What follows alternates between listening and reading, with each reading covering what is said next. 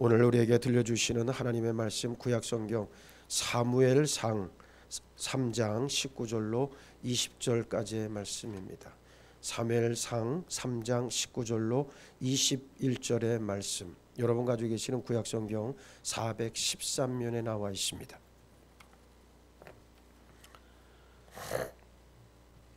봉독하겠습니다.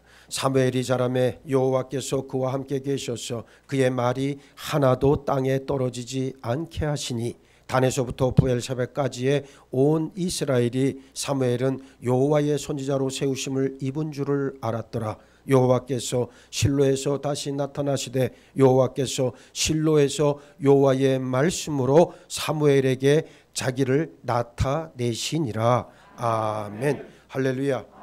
예, 오늘도 거룩한 주의 날 아버지 앞에 나와서 예배하는 여러분들을 우리 주 예수 그리스도의 이름으로 환영하고 사랑하고 축복합니다. 아무쪼록 여러분의 믿음이 정금과 같이 나오시기를 주의 이름으로 축복합니다. 오늘은 본문 말씀을 통해서 사무엘의 믿음을 바라보자.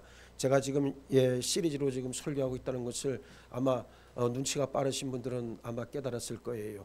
히브리서에 나와 있는 말씀과도 같이 입다의 믿음, 그리고 사무엘의 믿음, 다윗의 믿음, 계속해서 제가 그 말씀을 이어서 한 몇 주간 계속 설교를 할 계획입니다. 오늘은 두 번째 시간 사무엘의 믿음을 바라보자라는 제목의 말씀을 나누고자 합니다. 성경에 나오는 많은 인물들 가운데 전생애를 온전히 하나님께 드린 헌신의 인물을 꼽으라고 한다면 단연 사무엘을 들 수 있습니다. 아버지는 엘가나요, 어머니는 한나였습니다. 부부는 금슬이 좋았지만 아이를 갖지 못했어요. 그래서 한나는 실로에 있는 성전에 올라가서 마음을 쏟아놓고 소원 기도를 하면서 하나님께서 아이를 주시기만 하면 태어난 아이를 하나님께 바치기로 작정을 합니다. 덕분에 사무엘은 태어나 젖을 떼자마자 성전에 보내줘서 길러줬고 어릴 때부터 하나님 섬기는 법을 아주 몸에 잘 익혔습니다. 육신의 삶을 살다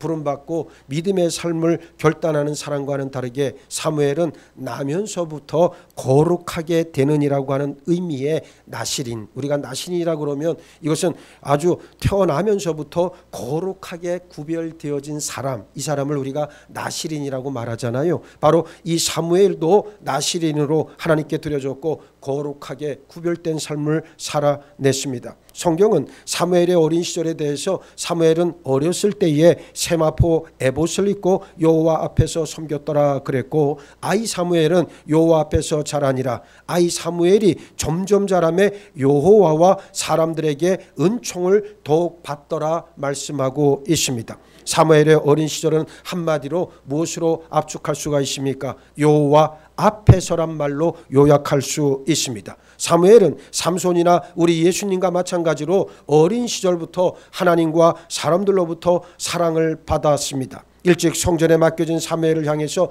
하나님은 큰 사랑을 부어주셨는데 어려서 이미 하나님의 음성을 듣고 하나님의 말씀을 따라 사는 법을 배웠어요. 사무엘의 경우는 인생의 어느 한순간 어느 특정한 사건에 한해서 믿음으로 산 것이 아니라 처음부터 끝까지 온전히 그러했습니다. 어려서부터 죽을 때까지 하나님과 이스라엘을 위해 온전히 헌신된 믿음과 기도로 일관된 삶을 살아냈어요. 히브리서는 믿음으로 에녹은, 믿음으로 노아는, 믿음으로 아브라함은 어찌어찌 했다 말씀하고 있습니다. 우리가 알다시피 다윗은 믿음으로 골리앗을 이겼고 사무엘은 믿음으로 블레셋을 물리쳤습니다. 모든 사사들의 공통점은 이스라엘을 외부의 적으로부터 지키고 구원하는 데 있다는 점에서 마지막 사사로 불려지는 사무엘 역시 이스라엘을 당대 원수요 주적이었던 블레셋으로부터 이스라엘을 지키고 구원했습니다. 사무엘은 다른 사사들과 달리 장군은 아니었지만 전 생애에 걸쳐 그 어떤 사사보다 뛰어난 승리를 거뒀고 이스라엘을 굳건히 세워냈습니다. 이것은 그냥 되어진 일이 절대로 아니라고 하는 말이죠. 오늘 우리는 사무엘의 믿음을 바라보면서 하나님의 뜻을 깨닫길 원합니다. 첫째, 믿음으로 사무엘은 이스라엘의 영적 각성과 부흥을 이루어냈어요. 사무엘상 7장 5절로 6절을 보시기 바랍니다. 사무엘이 이르되 온 이스라엘은 미스바로 모이라. 내가 너희를 위하여 여호와께 기도하리라 하며 그들이 미스바에 모여 물을 길어 여호와 앞에 붓고 그날 종일 금식하고 거기에서 이르되 우리가 여호와께 범죄하였나이다 하니라. 사무엘이 미스바에서 이스라엘 자손을 다스리니라 그랬습니다.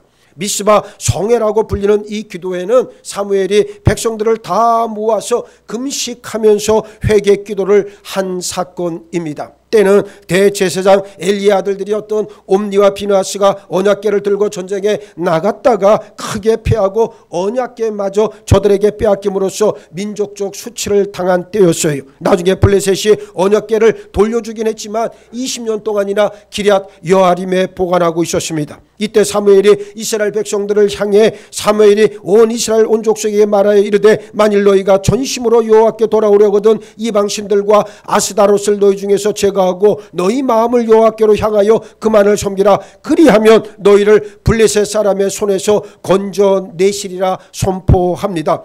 블레셋으로부터의 구원은 회개와 영적 각성에서부터 비롯된다는 것을 담대하게 선포했습니다. 이후 백성들은 바알과 아스타롯을 제거하고 하나님만 섬겼습니다. 사무엘은 나라와 나라와 민족과 민족의 분쟁을 힘의 역학관계, 이를테면 정치나 외교의 관점에서 파악한 것이 아니라 믿음의 문제요 영적 문제로 보고 풀어냈어요.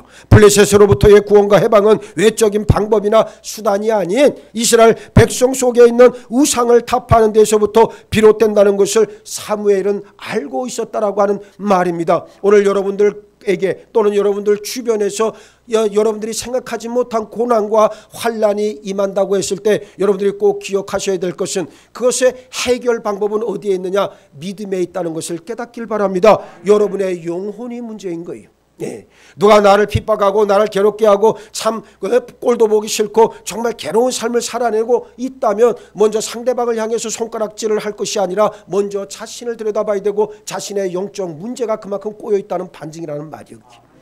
오늘 여러분들에게 귀한 하나님의 은혜가 임해서 그러한 고난마저도 그런 환난마저도 여러분의 하나님께서 주시는 믿음의 영역 안에서 해결할 수 있는 지혜와 능력이 여러분들에게 임하길 바라겠습니다. 어떤 분의 글을 읽는데 그래요. 어떤 분이 나이가 50도 안 됐는데 40대 말인데 여자분인데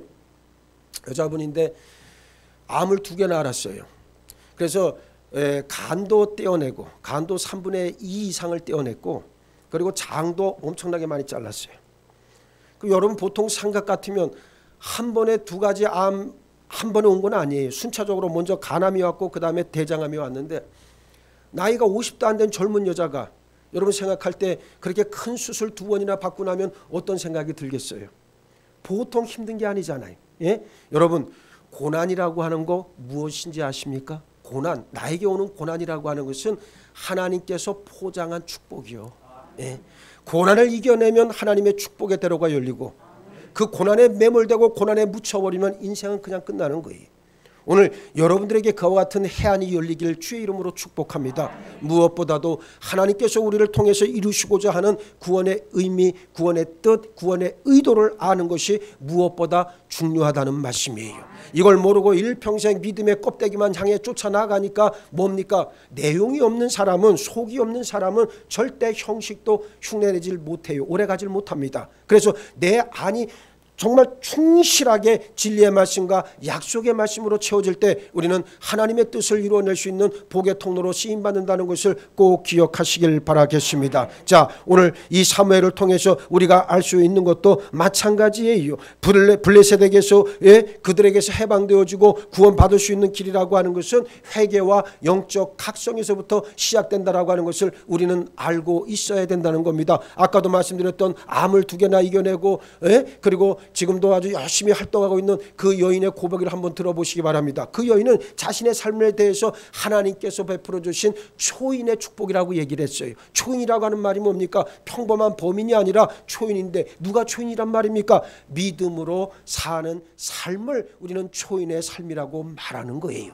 나는 여러분들에게 그와 같은 은혜가 임하기를 주의 이름으로 정말 간절하게 원하고 축복합니다. 우리는 그런 마음으로 살 때 하나님께서 나를 통해서 이루시고자 하는 그 놀라운 뜻들을 우리는 이루어내는 축복의 통로들이 다 될 수가 있습니다. 그러면 우리가 어떻게 하나님 앞에 나아갈 수 있단 말입니까? 내 영이 깨어나는 일이 무엇이겠습니까? 회개를 거쳐야 된다는 말이에요. 회개와 영적 각성 없이 내 믿음의 진보를 말하지 마시길 바랍니다. 절대로 회개 없는 영광이란 없다.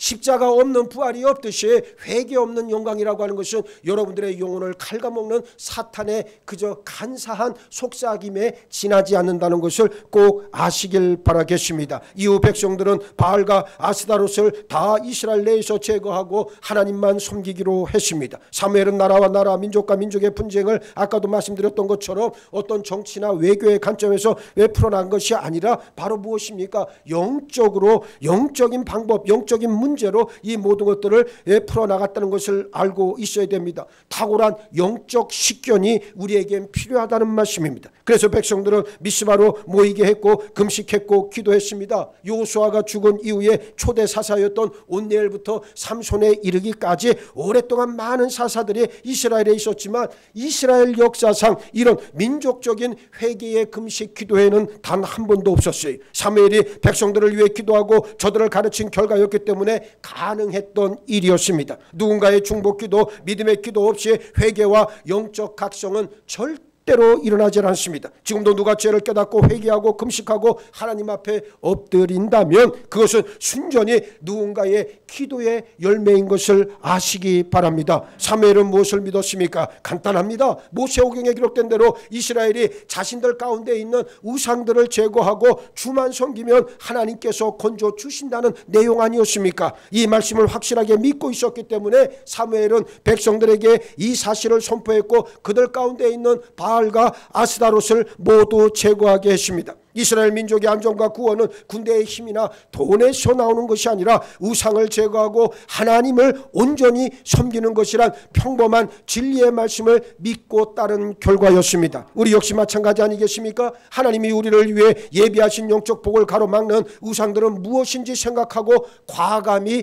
제거해야 합니다. 나를 멸망으로 이끄는 것, 나를 연약하게 만드는 것들을 분별하고 그런 것들을 가차없이 제거해야 된다는 말이에요. 둘째, 믿음으로 사무엘은 이스라엘의 왕을 세웠습니다. 본래 왕을 세우는 일은 하나님의 뜻이 아니었어요. 이스라엘의 왕은 하나님이십니다. 그래서 따로 사람을 왕으로 세울 필요도 없었고 그만한 이유도 없었어요. 그런데 이스라엘은 자신들의 범죄와 불법, 우상 숭배로 인해서 심판을 받고 이웃 나라의 종이 되었는데 그 모든 원인이 정치 제도 탓이라고 여겼어요. 왕정국가 건설만이 살 길이라고 하는 잘못된 신념이 이스라엘 백성들 사이에 독보소처럼 퍼져 나갔습니다. 지극히 현실적인 판단이었지만 영적 깨달음은 아니었다라고 하는 말이에요. 여기서 우리는 영적 판단이 얼마나 중요한가를 다시금 생각할 수 있습니다. 하나님은 허투루 인생을 내지 않으십니다. 구원의 섭리 안에서 생명을 허락하시고 성장해서 열매 맺게 하십니다. 따라서 하나님의 자녀는 나에게 우리 주변에 이 땅에 일어나는 일들을 물리적인 이치로만 파악하는 것을 넘어서 그 이면에 있는 하나님의 뜻을 발견할 수 있는 탁월한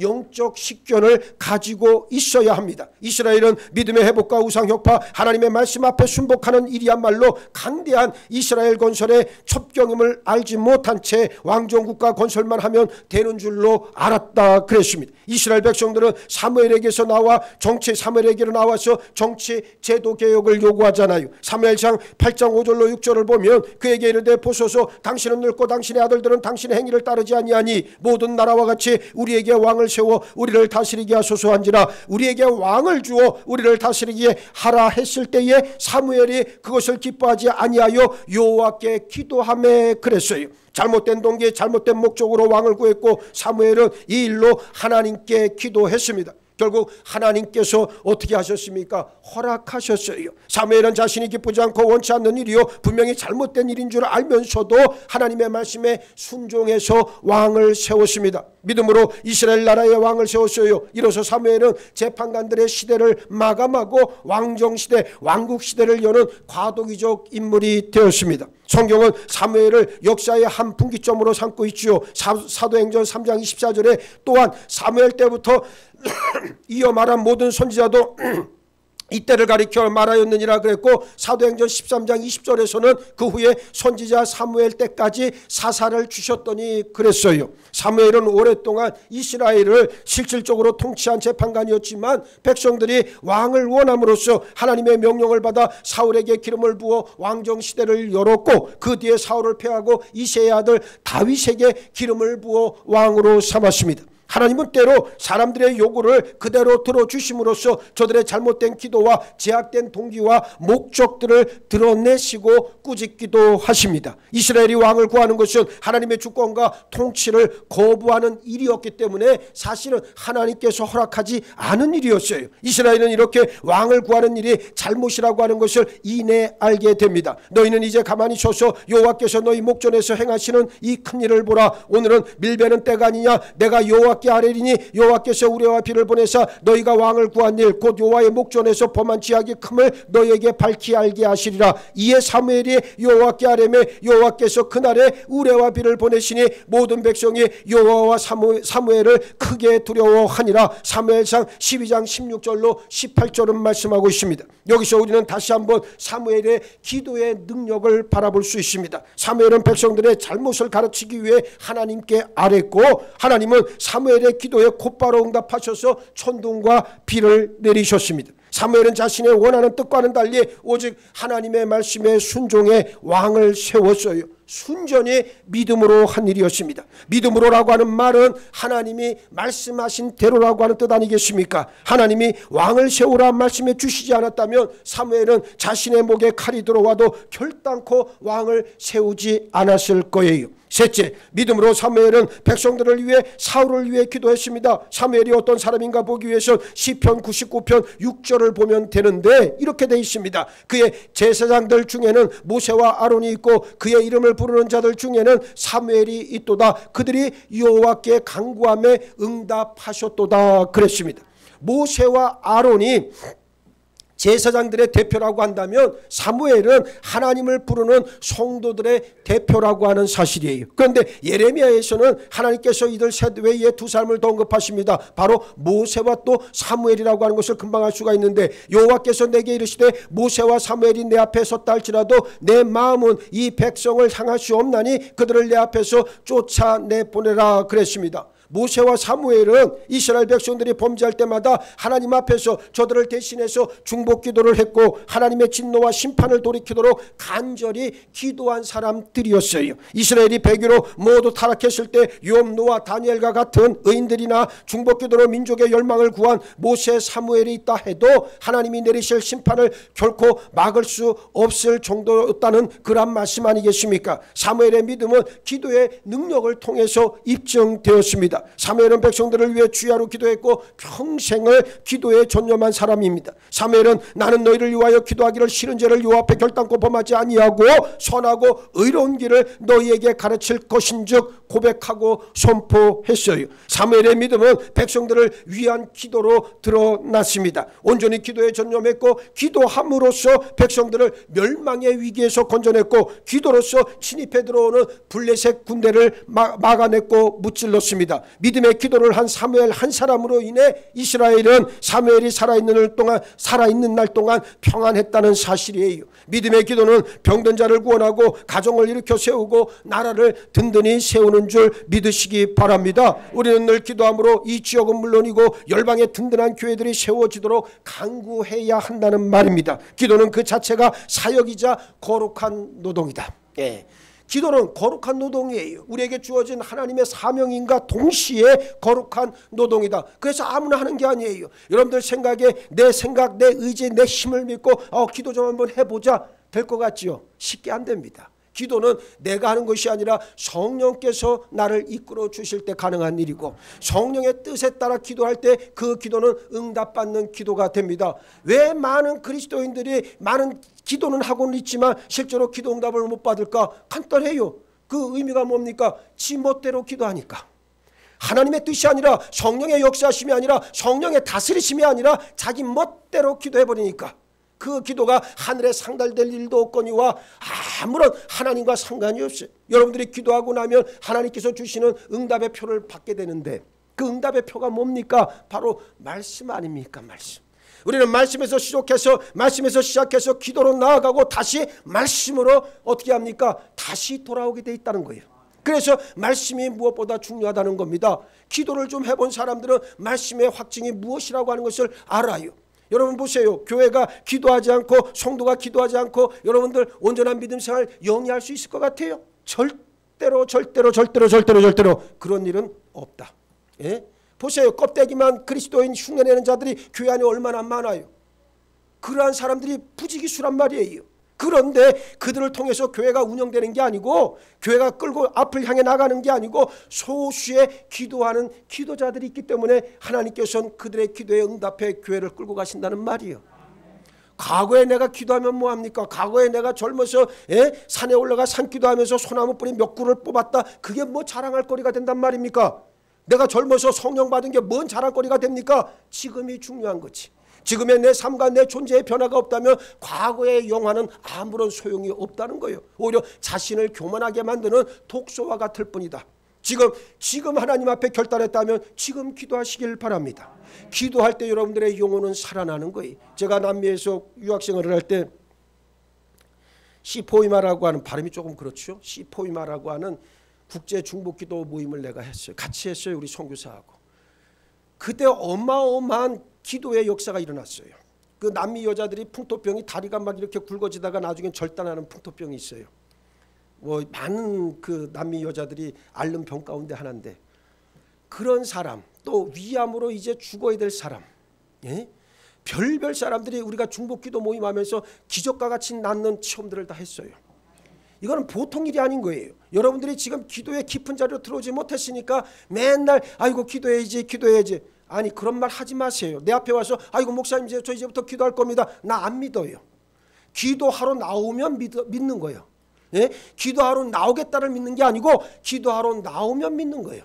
예? 새벽 기도요? 그래, 말 나온 교회 다 한번 해봅시다. 새벽 기도, 그래, 내가 기분 좀 나와, 내 컨디션 좋으면 나오고, 내가 조금 기분 좋고 뭐가 일이 좀 잘 되면 새벽 기도 좀 나와요. 그러다가 빼먹죠. 막 빼먹어. 마치 그냥 꽃감 빼먹듯이 막 빼먹어. 그래서 자기 컨디션 좀 나오고, 왜 안 나왔어? 아이고 몸이 아파서, 뭐 상황이 어때, 손님이 와서 어쩌고 저쩌고. 그게 뭐 어쨌다는 거예요. 그 아무짝에도 쓸모없는 자기 변명에 지나지 않잖아요. 예? 여러분이 살기를 원한다면 기도자를 지켜야 할 것이고, 정말로 살기를 원한다면 하나님의 말씀을 받으면 그만인 거예요. 받고 말고는 여러분들의 몫이라는 거예요. 예? 왜 맨날 일평생을 살아도 날라리처럼 그렇게 나이롱 신자가 돼 가야 됩니까? 예? 예배 시간에 허구한 날 늦고, 말씀 제대로 못 보고, 말씀 듣는 자세와 태도가 문제가 있고, 왜 그렇습니까? 왜 안 바뀝니까? 죽어야 바뀌어 사실은. 그러나 그때는 후회한다. 그때는 두 번의 기회가 없다는 거예요. 여러분들이 육신을 입고 있을 때 지금 바뀌지 않는다면, 지금 변화되지 않는다면 여러분의 믿음은 도대체 어디 가서 뭘 하려고 그래. 내가 어려서 강릉에 살 때 우리 집이 홍제동이었어요. 저 교도소 밑에. 거기서 경포대까지 엄청 멀어요. 내 생각에는 아마 걸어서 한 2시간 이상 걸었으니까. 그 8살 9살 때 동네 친구들하고 여름방학이 되면은 다 이제 집합을 해요. 집합을 해서 빤스바람에, 빤스란 말씀 안 되죠. 팬티바람에 위에 내 티셔츠 하나씩 입고 친구들하고 같이 걸어서 어디까지 가냐면 경포대까지 가. 2시간을 걸어서 가는데 가다 보면 배가 고플 거 아니에요. 그러니까 어떻게 해야 돼? 간식을 사 먹어야 되는데 돈이 있나? 뭐 없죠. 그러니까 어떻게 합니까? 그때는 이제 신장로가 있었어요. 이제 지금은 다 아스팔트지만 옛날엔 신장로라 그래서 이게 비포장 도로가 있었잖아요. 거길 걸어가다 보면 거기에 뭐가 많이 떨어져 있냐면 뭐 볼트, 나사 뭐 이런 것들이 많이 떨어져 있어요. 그걸 주시면 2시간 동안 주시면 얼마큼 되냐? 이만큼 돼. 네? 그걸 갖다가 엿 받고 먹는 거예요. 경포대 도착해서 엿을 딱 받고 먹고, 그리고 이제 바다에 가서 수영을 했단 말이에요.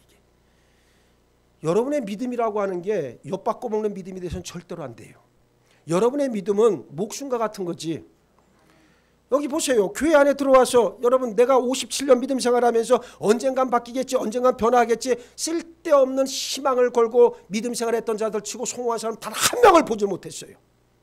이게 엄연한 현실이란 말이에요. 이게 바뀔 사람은 싹수가 있다. 싹수가 있고 구원받지 못할 자도 이미 구원받지 못할 표가 있다는 거예요. 나는 여러분들이 구원받을 하나님의 자녀로 쓰임받기를 원하는 것뿐이고, 여러분들이 죽기 전에, 생을 떠나기 전에, 이 생을 마감하기 전에 하나님을 만났으면 하는 바람이고 구원받기를 바라는 마음이에요. 그거 외에 우리가 뭐하러 여기에 지금 나와서 이 짓들을 하고 있단 말이에요. 믿지 않는 자들은 말 그대로 이 짓이라고 말할 텐데, 우리는 이 짓이 아니요 하나님께 최고의 경배를 드리는 거고 하나님의 언약의 말씀을 받는 거고 이 시간 기도 응답을 받기로 작정한 건데, 그런데 삶이 안 바뀌니, 존재가 바뀌지 않으니 이걸 어찌하면 좋다는 말이요. 또 세상의 욕망 가운데 속이 시끄럽고 별별 자기 변명과 자기 합리화를 삼고 거짓말을 해도 그게 거짓인지도 모르고 끊임없이 주의 종을 괴롭히고, 그런 일들이 얼마나 많이 있어요 우리 주변에. 그런데도 진실로 회개도 못하고 하나님의 말씀을 붙잡으면서도, 말씀은 그리워하면서도 말씀을 진정으로 나에게 주시는 말씀으로 받지를 못하니 그 말씀이 어떻게 여러분들을 살아 움직이게 만들겠냔 말이에요. 이게 여러분들이 하나님 앞에 정말로 어떻게 됩니까? 마음을 찢고 심령을 찢어야 하고, 하나님 나를 살려주옵소서, 그 애절함으로 나아가야 여러분의 영혼이 구원받을 줄로 믿습니다. 그거면 족한 거예요. 다른 그 어떤 것을 요구하는 게 아니에요. 하나님은 여러분들이 많은 성경의 지식을 원하는 게 아니고 기도의 능력자가 되는 것도 하나님께서 물론 원하시겠지. 그러나 그것도 원하시지 않아요. 사실 하나님께서 가장 원하시는 것은 정말로 깨끗한 마음, 하나님만을 바라볼 수 있는 그 마음, 그 순결한 마음, 그 거룩한 마음. 그래서 우리가 고난을 통해서도 순금과 같이 정금과 같이 나오리라 말씀하고 있는 거예요. 정금이 안 되면 다 뭡니까? 불순물을 담고 있는 자는 하나님께로부터 내침을 받을 수밖에 없다는 거 아니에요. 이 사실을 인정하기만 하면 되는 거예요. 우리가 구원의 완성을 이룰 수는 없어요. 그러나 구원의 완성을 향해 끊임없이 어떻게 됩니까? 앞을 향해 나아가야 한다는 것만큼은 잊지 마시길 바라겠습니다. 이게 여러분들이 살 유일한 방법이요 길이다라고 하는 것을 알면 된다라고 하는 그러한 말씀입니다. 그렇습니다. 우리는 어떠한 경우에서도 거룩한 노동, 그리고 하나님께서 허락해 주신 사명인 이 기도를 쉬는 일이 있어서는 안 된다라고 하는 이야기입니다. 기도가 왜 중요합니까? 왜 시급합니까? 영적 전투이기 때문에 그래요. 내가 살아가는 모든 것이 다 영적 전투라고 하는 사실이에요. 여러분 보세요. 영적 전투가 아닌 적이 있습니까? 목회의 길을 걸어가면서 무슨 일이든지 영적 전투가 아닌 적은 단 한 번도 없었다는 게 내 고백이에요. 무슨 일에서든지 다 영적 전투야. 사람을 만나고 내가 무슨 일을 하든 그게 전부 다 뭡니까? 영적 전투예요. 밥을 먹는 것도 영적 전투입니다. 모든 것이 영적 전투라는 것을 내가 알기 때문에, 그렇기 때문에 어떻게 됩니까? 말씀을 붙잡아야 되고, 그렇기 때문에 우리는 기도할 수밖에 없는 거 아니겠습니까? 여러분들이 기도를 쉬는 죄는 바로 영적 전투를 포기한 거고, 영적 전투를 포기했기 때문에 어떻습니까? 이미 끝났다는 거예요. 마귀에게 이미 사로잡혔다라고 하는 하나의 징표가 된다는 말이에요. 난 소망이 있기를 우리 교회가 새벽기도 시간에 최소한 50명만 나왔으면 좋겠어. 정말 50명만 나왔으면 좋겠어요. 지금 한 49명까지 나오잖아요. 그죠? 한 명만 더 나오면 되는 거 아니에요? 그리고 쓸데없이 왔다 갔다 빠지고 이런 사람들은 안 나와도 괜찮아요. 정말로 목숨 걸고 내 정말 죽으면 죽으리라, 내 기도하다 죽겠단 말이에요. 그런 마음을 좀 가지고 나오면 정말 좋겠어. 그러면 우리 교회는요 세상이 감당하지 못해요. 여러분들이 교회 다닌다고 신임만 내고 흉내만 낸다고 세상 사람들이 여러분들을 뭐 인정해 줄 것 같습니까? 절대로 그렇지 않아요. 여러분들이 기도함으로 말씀으로 바로 세워 있으면 여러분의 삶을 보고 사람들은 감동받는 거예요. 그에게서 예수 그리스도의 향기가 드러나는구나. 내가 얘기했잖아요. 칠레 1997년도에 처음 칠레를 갔는데, 처음에 가서 첫 주일을 맞았는데 교회를 갈 데가 없어가지고 알아보니까 산티아고 시내에 영락교회가 있어요. 여기 아마 서울 영락교회가 세운 교회인가 보죠. 딱 갔어요. 그래서 은혜스럽게 예배를 잘 드렸어. 잘 드렸는데 이제 끝나고 뭐 식사도 하고 그러는데 나는 이제 초짜니까 목사긴 목사지만 장로교는 또 처음이고 그 예배 드리러 왔으니 내가 뭐 어떻게 하겠어요. 그러니까 이제 예배 끝나면 바로 나왔더니만 아니 아저씨들이 전부 다 양복을 쫙 빼입고 아저씨들이 이열 총대로 아주 그냥 일사불란하게 교회 문을 다 나가는 거야. 오와열을 딱 맞춰서. 그래서 쫙쫙쫙 나가더니만 교회 담벼락 밑에 딱 이열 횡도로 서로 마주보고 딱 쓰는 거예요. 한 손에는 뭐? 한 손에는 성경책, 한 손에는 담배. 그리고 거기서 서로 맞담배를 빡빡 대는 거예요. 이걸 어찌하면 좋을까? 어찌하면 좋을까? 난 그때 알았어요. 아, 끝났다. 이 시대는 끝난 시대다. 그때가 30년, 한 30년 가까이 되나? 20년 되나요? 그때 알았어요. 여러분 보세요. 시대가 여러분 담배를 피고 안 피고가 문제가 아니고 예배가 끝나자마자 교회 담벼락에 붙어서 거긴 다 뭐 장로들도 있을 것이고 권사들도 있을 것이고 집사들도 있을 거 아니에요. 예? 그러면서 그렇게 피는데 구름 기둥으로 산티아고 영락교회가 쫙 올라가는 걸 보면서 야 이거는 보통 심각한 문제가 아니구나.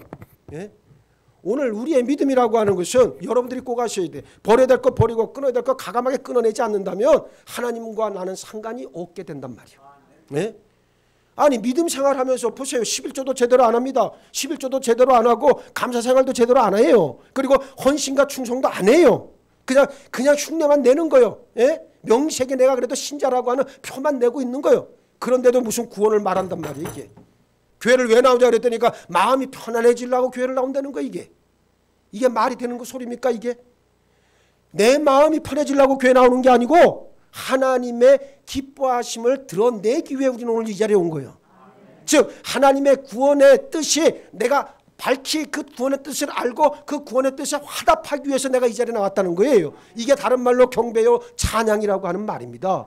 여러분들이 믿음 생활을 하면서도 나는 정말 그런 성도들이 자꾸만 세워지는 꿈을 꿔요. 그래야 교회는 살아나는 거예요. 사실 교회가 사회사업하고 우리가 이 지역을 살리고 무슨 일이든 다 할 수 있겠죠. 그런데 그게 믿음의 근본이 없다면 그게 무슨 의미가 있습니까? 사람들에게 어려운 학생들에게 결식아동들에게 밥을 해주고 저들에게 장학금을 주고 우리가 이 지역을 살려나갈 수는 있어요. 그런데 그게 믿음의 뿌리가 없고 믿음의 기초가 없다면 그 하는 짓이 무슨 의미가 있다는 말이에요. 나는 그거 원하지 않아요. 믿음 위에서 우리가 지역도 섬기는 거고 믿음 위에서 열방 선교도 감당하는 거지. 그렇지 않습니까? 믿음의 뿌리가 없는데 믿음이 없는데 온전한 믿음도 없이 그저 왔다 그저 가는 심령들로 채워지고 있는데 그걸 좋다고 할 사람이 여기 누가 있느냐. 누가 나한테 목에다 칼을 들이대고 목사님 아무나 다 그냥 어중이 떠중이 우리 교회 꽉꽉 채워지길 바랍니까 안 바랍니까 하고 누가 나에게 묻는다면 나는 싫어. 죽어도 나는 그건 싫어.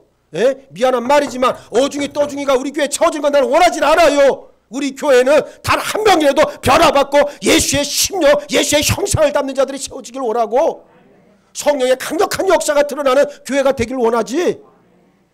아니 그런 사람들이 한 다스 한 차로 갖다 준다고 뭔 소용이 있어요.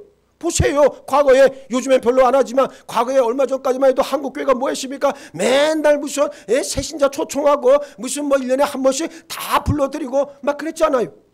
막 사람 전도 많이 해오면 막 금부치도 주고 전자 제품도 주고 말이에요. 자전거도 주고 우리 교회는 자전거도 줬더만 옛날에 보니까.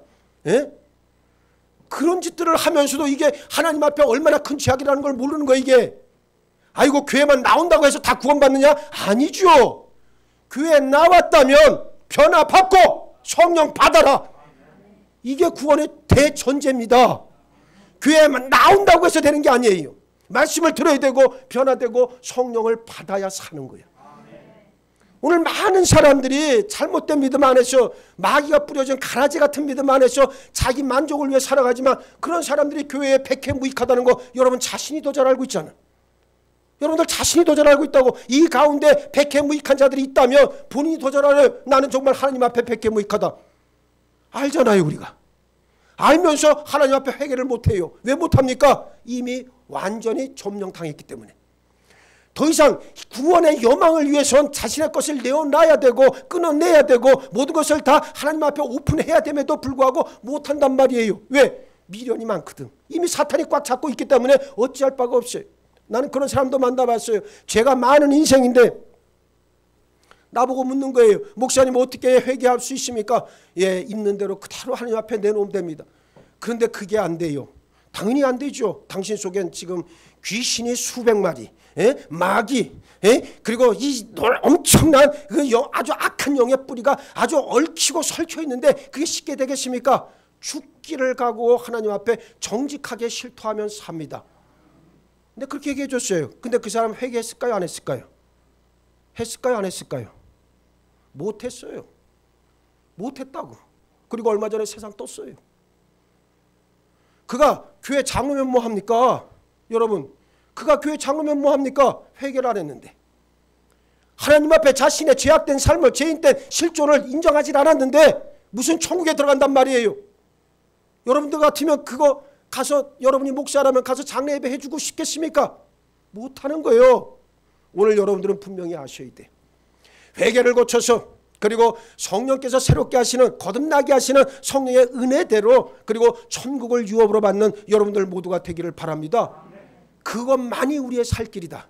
아니, 인생 뭐 남았습니까? 이제 조금 있으면 하나님 앞에 우리의 육신이 가는데, 육신은 쓰러지고 우리의 영혼이 하나님 앞에 가는데 뭐 남았어요? 지금 젊다고 자랑할 것도 없어요. 사람은 먼저 가고 먼저 오는데 순서가 없어. 아니, 올 때는 순서가 있을지 몰라도 갈 때는 순서가 없는 법이에요. 그러니 언제든 하나님 앞에 설 때를 생각하며 내 자신을 온전히 드리는 훈련이 반드시 있어야 되겠다는 것을 꼭 기억하시길 바라겠습니다. 그렇습니다. 우리 기도를 쉬는 것은 내게 주어진 영적 의무와 사역을 중단하는 일이다라고 하는 것을 꼭 기억하시길 바라겠습니다. 넷째, 믿음으로 사무엘은 정직한 삶을 살았습니다. 사무엘은 믿음과 삶과 언행이 늘 언제나 일치했던 사람이에요. 사무엘상 12장 3절로 4절에 내가 여기 있나니 여호와 아까 그의 기름 부음을 받은 자 앞에서 내게 대하여 증언하라. 내가 누구의 소를 빼앗았느냐, 누구의 나귀를 빼앗았느냐, 누구를 속였느냐, 누구를 압제하였느냐, 내 눈을 흐리게 하는 뇌물을 누구의 손에서 받았느냐. 그리하였으면 내가 그것을 너에게 갚으리라 하니 그들이 이르되 당신이 우리를 속이지 아니하였고 압제하지 아니하였고 누구의 손에서든지 아무것도 빼앗은 것이 없나이다 하니라 그랬습니다. 사무엘은 평생에 하나님과 사람들 앞에서 정직하고 선하게 살았어요. 사무엘 자신의 양심이 증언하고 백성들이 모두 일치하는 증언을 했어요. 이스라엘 백성들은 사무엘에 대해 뭐라고 그랬습니까? 속이지 않았다, 압제하지 않았다, 다른 사람으로부터 빼앗지 않았다. 이 세 가지를 증언했잖아요. 당시 재판관은 왕같은 권력자였음에도 불구하고 백성들의 소유를 조금도 취하지 않았다 그랬습니다. 오늘날 모든 목회자들이 사무엘과 같다면, 모든 성도가 사무엘과 같이 말씀에 합당한 삶을 산다면 교회의 영적 능력이 이토록 쇠퇴하지는 않았을 것이다 저는 생각해요. 그래서 목회자가 회개해야 되고 성도들이 회개해야 될 이유가 바로 거기에 있어요. 예? 저는 한 사람의 목사지만 목사로서 부끄러운 게 너무 많아요. 내가 하나님 앞에 온전하지 못하고, 그리고 내가 하나님 앞에 정말 순결한 삶을 살지 못하고 있을 때 나는 가장 먼저 내 가슴을 찢을 수밖에 없어요. 그래서 여러분들에게 자꾸만 이야기를 하는 거예요. 내가 먼저 하고 여러분들에게도 권하는 거예요. 우리 교회가 살려면 목사가 바로 서야 되고, 그리고 목사를 존중하고 신뢰하는 여러분들이 바로 서야 될 줄로 믿습니다. 예? 여러분 보세요. 교회가 바로 세워지는 일, 그거 어렵지 않아요. 먼저 목사가 제정신 차리. 그래서 제가 얘기하잖아요. 제가 장난처럼 얘기하지만 제가 타락하기 시작하면 여러분들에게 말씀을 드릴 거라고. 나 지금 타락하고 있으니 여러분은 알고 계세요. 내가 얘기해 드린다고. 그러면 나는 이제 가방을 싸면 되는 거예요. 그렇지 않겠습니까? 타락한 자가 밥벌이로, 교회에서 월급이나 받아 먹으려고 이 자리에 나와 있다면 그건 목사가 아니에요. 그는 빨리 나가야 돼. 그리고 그만둬야 된단 말이에요. 그런데 그게 아니라 여러분 보세요. 목사가 돼가지고 사기나 치고 말이에요. 교인들의 영혼을 갖다 훔치는 거 아닙니까? 그러면서도 양심의 가책을 못 느낀다면 그 사람은 온전한 주의 종이 아니에요. 마찬가지 성도들도 마찬가지요. 성도들도 내가 처음에 우리 4년 전에 우리 교회 왔을 때 여러분들의 영적 형편이 마치 그와 같았다. 정말 이게 교회인가? 이게 정말 교인인가? 나는 정말 충격을 받았단 말이에요. 그런데 여러분 보세요. 4년이 지난 지금 여러분들이 얼마나 많이 변화했는가, 얼마나 많이 성숙했고 얼마나 많은 열매를 맺고 있는가를 보시면 안다는 말이요. 물론 그 중에서도 변화되지 않는 심령들이 있는 건 사실이요. 그리고 영원히 안 될 것도 알고 있어요. 그러나 하나님은 그럼에도 불구하고 우리에게 끊임없이 구원의 소망을 제시하시고, 그럼에도 불구하고 구원받으라고 외치시는 하나님의 말씀이 계속해서 울려 퍼지는 것은 우리를 향하신 하나님의 사랑에 근거한다는 걸 알기 때문에 우리는 어쩔 수 없이 또다시 그들을 향해 하나님의 말씀을 증언하고 선포하지만, 그러나 여러분들이 속히 결단해야 될 때가 이르렀다는 거예요. 이제 우리는 하나님 앞에 정결함을 입을 우리들 모두가 되어야 되겠다. 정한 마음과 정직한 영을 우리가 반드시 받아서 먼저 하나님 앞에 정직하기를 바랍니다. 여러분, 교인이라고 해서 다 정직합니까? 그렇지 않아요. 거짓의 영에 꽉 차 있는 사람들도 의외로 많아요. 그런 사람들 정말 하나님 앞에 변화되기 어렵지요. 알고는 있습니다. 그러나 어떻게 됩니까? 자꾸만 인정을 해라. 회개해라. 진실로 정직해지기 위해 하나님 앞에 여러분의 모든 것들을 내어놓으란 말이에요.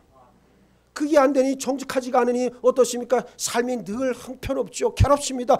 번뇌로 가득 차 있습니다. 무엇을 하나 해도 기쁘지 않아요. 그러니 삶이 너를 띱니다. 내 마음의 평강이란 이미 없은 지가 오래됐고, 이런 모든 일의 근원이 과연 어디에 있는가를 꼭 기억을 하시기 바랍니다.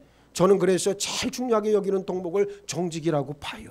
하나님 앞에서, 사람 앞에서 우리는 정직해야 된다는 것을 꼭 아시기를 바라겠습니다. 부끄러운 삶을, 부끄러움을 모르는 시대를 우리가 살아가면서 너나 나나 할 것 없이 앞다퉈 타락의 길로 치닫고 있는 형국 아니겠습니까? 말로만 믿음으로 산다 외치면서 실제로는 이익을 경건으로 생각하는 사람들이 참 많습니다. 어느새 교인들의 머릿수를 세고 한 사람의 교인이라도 더 끌어올 수만 있다면 기꺼이 말씀도 세상의 가치와 희석시켜버립니다. 사람 비위 맞추는 일이라면 은혜나 사랑, 축복 같은 그럴싸한 말들을 내세워서 말씀에 근거한 영적 원리들을 슬그머니 덮어버립니다. 이 모든 일들이 잠깐의 이익을 구하는 일이지만 실상 속이는 일에 다름 아니에요. 하나님 앞에서 그리고 사람들 앞에서 정직할 수 있기를 주의 이름으로 축복합니다. 다섯째, 믿음으로 사무엘은 블레셋을 무찔렀어요. 사무엘은 이스라엘 역대 사사들과 달리 병사를 모아 군대를 이끌고 전쟁터로 나가진 않았습니다. 기드온과 바락, 입다와 같이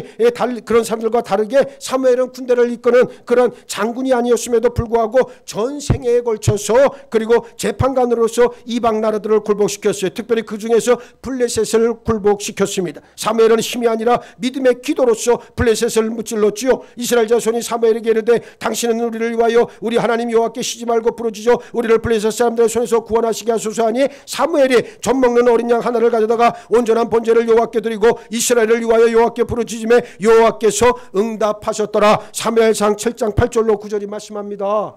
어떻게 기도했다고요? 울부짖어 또는 부르짖어 하나님 앞에 어떻게 했다는 거예요? 기도했다라고 말씀하고 있어요. 오늘 여러분들에게 제가 자꾸만 부르짖는 기도를 하라는 것은, 여러분 보세요. 부르짖는 기도를 못하는 사람은 미안한 말이지만 묵상기도 못해요. 그게 이상하죠. 묵상기도를 할 수 있는 사람이 누구냐면 부르짖는 기도를 통과한 사람이 진짜 하나님의 말씀을 묵상할 수 있어요.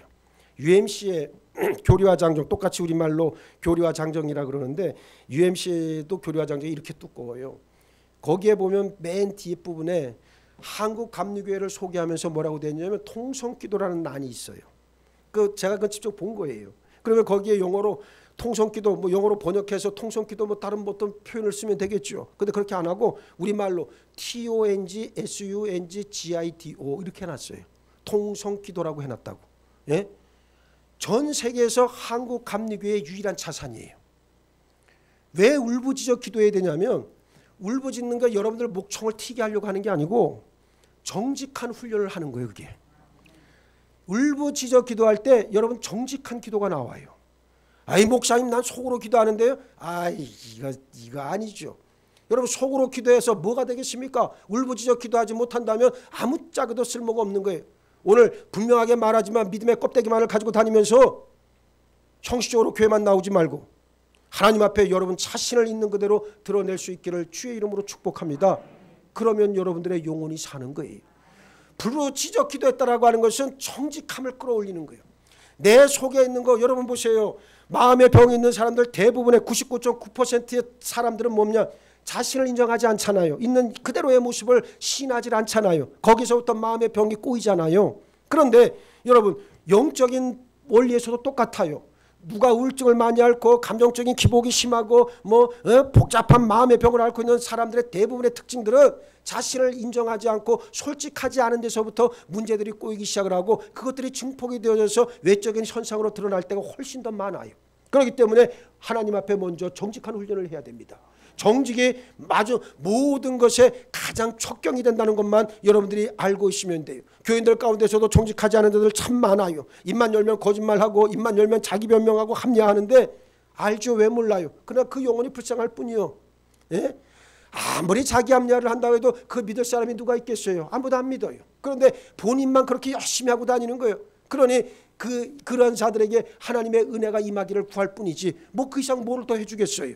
정직하라고 얘기할 때 그 말을 받아서 하나님 앞에 온전하게 드릴 수 있는 여러분 모두가 되시길 주의 이름으로 축복합니다. 그렇습니다. 어떻든 간에 우리는 하나님 앞에서 정직한 훈련을 해야 된다는 것을 꼭 아셔야 되고, 그리고 이제 이스라엘은 이 모든 일들을 감당하면서 믿음의 기도로서 하나님의 뜻을 이루어냈다. 부르짖어 기도함으로 정직함을 드러냈기 때문에 하나님께로부터 귀한 응답을 받았다는 것을 우리가 알 수가 있습니다. 온전한 믿음의 사람 하나가 있을 때 그 나라가 안전해요. 우리 새벽기도 나오시는 권사님들을 보면서 제가 늘 하는 말이지만 그분들의 기도, 그분들의 헌신을 통해서 여러분들의 가정과 자녀가 온전해질 줄로 믿습니다. 매일 축복의 기도를 하는 이유가 바로 거기에 있어요. 여러분 하나가 온전해지면 가정이 온전해지는 거예요.